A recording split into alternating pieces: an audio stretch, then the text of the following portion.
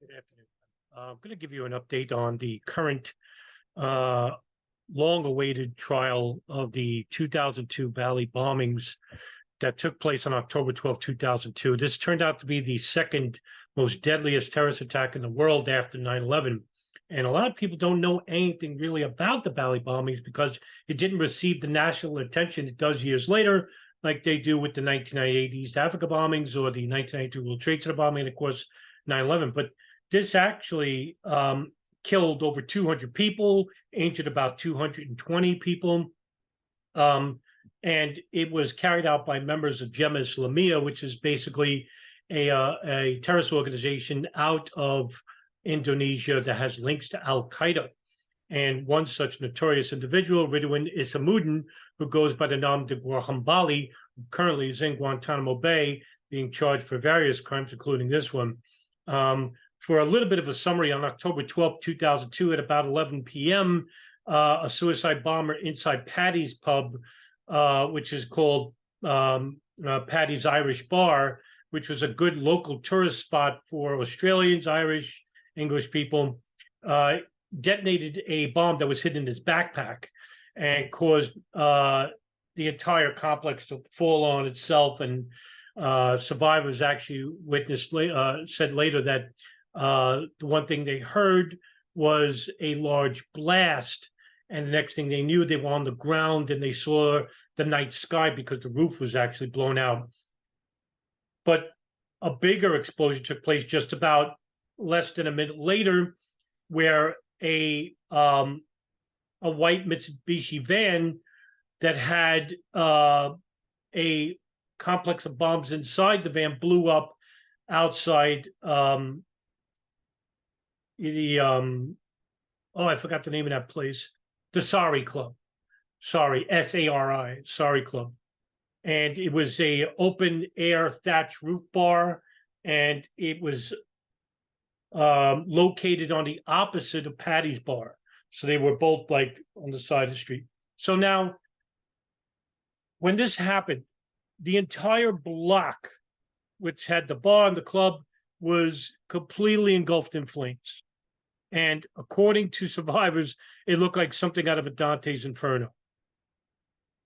And it happened during the busiest tourist periods of Kuta Beach. Kuta Beach is a urban village located in southern Bali, and since that area of Bali is so densely packed that it just destroyed residential and commercial properties. Cars were on fire, even like 3 blocks away, and it was a scene of complete devastation. And it happened during the night, so it was just unbelievable. The car bomb even left like a meter deep crater. It was just enormous. Many people had burned. Many people were burned victims, and it was just remarkable in its own right. Now, the suspects that were involved with this were a couple of people that had connections to a school run by an imam. And these individuals are Iman Samudra, Amrozi Nurahizim, and Ali Gufan. But there were more individuals involved, and it was a lot of arrests that came out later. And basically, 3 of those people were actually executed for their involvement. Amrozi bin Yurusman, Iman Samudra, and Huda bin Abdul Haq were all executed by firing squad on orders of the Indonesian courts. The problem with this bombing was that it was allegedly known beforehand by individuals who went to Indonesian authorities, but because these people were not considered reputable and had questionable backgrounds, they didn't know what to believe. But one guy in particular that was known to Indonesian authorities, even known to the CIA, was the cleric I was talking about, Abu Bakr Bashir. And I wrote an article about this bombing, and it was an article that I really took care to um, research on, because I always felt that this terrorist attack was something that is often underreported and only acknowledged when October 12th comes around, every October 12th. But even then, I mean, even the media doesn't give it its attention that it should. Now, there were other people involved, like Ali Imran and Mukhlas, uh, that were arrested and were given life sentences. Ali Imran was given a life sentence. I think Mukhlas, who was suspected of converting Amrozi to militancy when he was young, because he's the older brother, I think he got life in prison. I'm not too sure, but they all were killed by firing squad. Now, many arrests were made, and there was a couple of people that were involved that are in Guantanamo, including one such individual named Ridwan Isamuddin. You've heard me say this name before. He is often known as Hambali. He is often described as the Osama bin Laden of Southeast Asia, or the Mad Bomber of Southeast Asia. He is a high-ranking member of Jemaah Islamiyah, and he actually was captured in 2003. In fact, almost a year to the date of the Bali bombings. He was caught in October 2003, and he had a fake, like, Spanish passport. He was captured with his girlfriend or his wife or something like that. He was wearing Western clothing, like jeans, a T-shirt, and a ball cap. And on his property, he had explosives, firearms, and he was captured after a 20-month reward was out for him.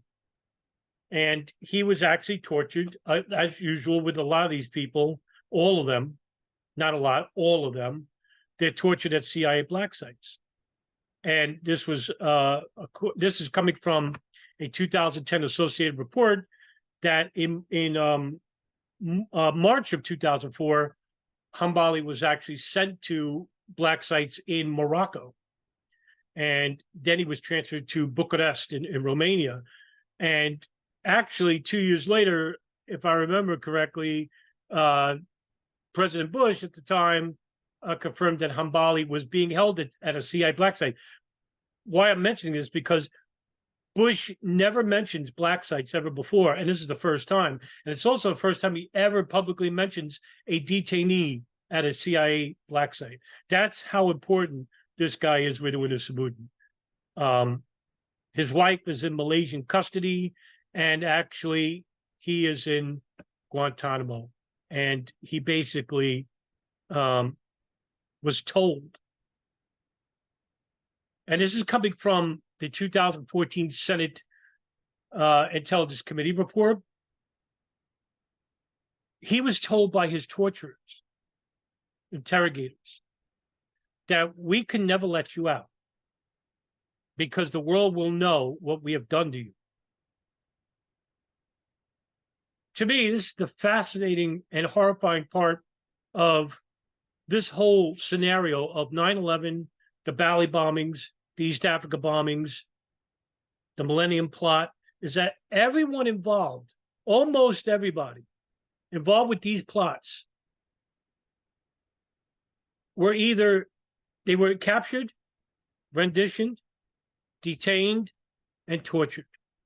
And like I said before, any of these people who basically, even if they admitted the truth about what they did, it can never be used against them in a court of law because it was coerced under torture, under duress. And, you know, this is the unforgivable sin of the CIA. That's why I'm all for disbanding the CIA completely. It's a criminal organization. Yeah, there are good people that work there. They are. But the damage these people have done, we can't trust these people, and we can't trust the organization. Why did the State Department allow the CIA to torture these people? If they're fucking guilty, then show the evidence to show their guilt. Anyway, according to an Al Jazeera report, Guantanamo prosecution asked for 2025 date in Bali bombing trial, 23 years after the bombing. Military prosecutors at Guantanamo Bay have suggested that the full trial of Hambali, detained over attacks that killed hundreds in Indonesia, start in March of 2025, even though he and his two co-accused, have been in detention for 17 years. What's the wait? Why did it wait so long? Because the state knew, the CIA knew that these people were tortured, and no matter what evidence they gave under duress, can't be used against them because their defendants, their lawyers, are basically going to argue this. So what do they have as evidence? Amrozi is dead. Abu Bakr is dead. Nurisman is dead. The three alleged planners. Bashir was arrested and detained, released a couple of years ago, 2 or 3 years ago.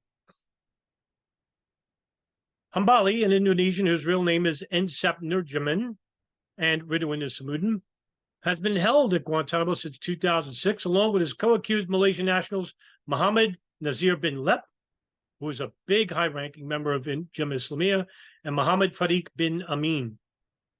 Hambali is accused of involvement in the Bali bombings in 2002, which left more than 200 people dead, including United States citizens, and the JW Marriott Hotel attack in 2003 in Jakarta, in which 11 people died. The Indonesian lead counsel, James Hodge, told Al Jazeera his client was doing as good as can be considering this prolonged detention, and that the proceedings went as well as we could expect, and the judge and observers got to hear a lot about the problems we are facing. These problems include issues with interpreters, which Hodge said took up almost all of the third day of proceedings, as well as the testimony of Iman Samudra, one of the original masterminds of the Bali attack, who was executed in 2008 in Indonesia. Actually, Samudra, from his jail cell in 2003 and 4, 2004 and 5, basically was given like interviews, and foreign press were interviewing. He was taking claim to what he was doing. You can actually see them actually celebrating their own death sentence, and even during the trial, they're just celebrating what they've done. It's not like these people, like Iman Samudra or Nurisman or Abu Bakr, were basically not denying what they did. They were actually proud of what they did. This is what these Wahhabi groups like Al-Qaeda and Islamic State and Jemaah Islamiyah and Abu Sayyaf, the one thing they don't do is they don't deny what they do. They are more than willing to tell you even before it happens, which is the reason why, I find it to be unusual in the in the annals of true crime, the psychology of true crime, is that when you have sociopaths, and these people clearly are, or psychopaths or narcissists, you'll basically get a hint of not allowing their interrogators to know everything. In this case, when it comes to Wahhabi clerics and Wahhabi adherents, they are more than willing to tell you why they're doing what they're doing and tell you before they even happen. It's really rare to see the mind of a psychopath or a sociopath who are more than willing to allow for their plans to be known ahead of time. Anyway, according to Hodge, U.S. authorities failed to interview Samudra while he was still alive, and his testimony could have meant that his client was exonerated. Imam Samudra seemed to be the mastermind of the bombing and was available to be interviewed by the FBI, yet he wasn't. That's interesting. I wonder why. That is not the way crimes are supposed to be investigated. The authorities are supposed to look at all possibilities. In addition to the challenges around missing exculpatory witness testimony, Hoge said the lack of a speedy trial was troublesome to the defense team, which has always maintained Hambali's innocence. We are now 2 years post-Raymond and 20 years after the fact that the prosecution has still not complete with discovery, Hoge said. This is true. Now, when I wrote the article, it was alleged that Ridwan Ismuddin and Captain Nurizman Hambali basically provided the materials of the bombs to these people, but it wasn't definitively known. It was alleged. Now, it's true. Samudra, Abu Bakr, and Ambrosi, they're all dead now. Okay. The ones alive are like Mukhlas and Ali Gufran and Bashir. And basically, what do they know, right? It's compartmentalized.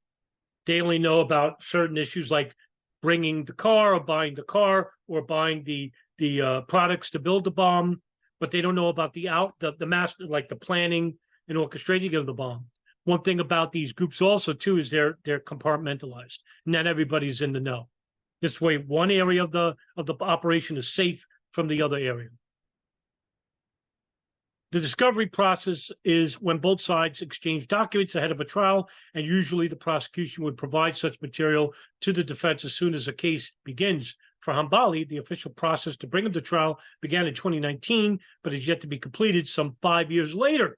During the most recent hearings, the prosecution asked for a trial date of March 2025, with the judge still to make a ruling. Hoge told Al Jazeera that the defense team was ready for trial, but added that more delays seemed likely. The existing military-appointed judge, Army Colonel Charles Pritchard, is due to be reassigned with a new judge and set to take over. It is problematic if every time a judge gets up to speed in the case, they have to leave. Sounds just like 9/11. Why? Because the prosecution, which is the state, has I think, either little to no evidence, or that they know what evidence they had was coming from coercion of torture. If that's the case, they know two things. One, they have no case. Two, they would rather delay trials. This is the reason why they went to military proceedings, military tribunals. Why they did this is because if it was done in the States, every defendant has a right to a speedy trial.